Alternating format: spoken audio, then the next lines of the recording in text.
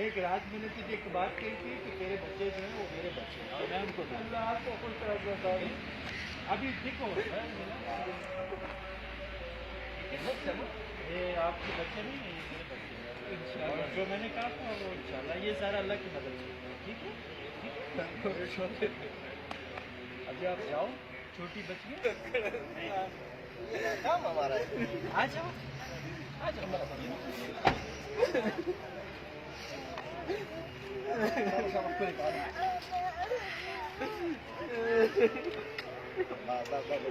बस बस बस बस बस बस हाँ हाँ चलते चल सलाम को काका पे सलाम को चलते आप ऐसा कर ले सरदार ये बच्चों को बिठाएं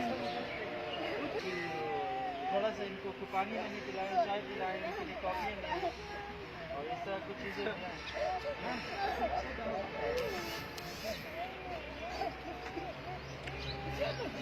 बहुत तकलीफ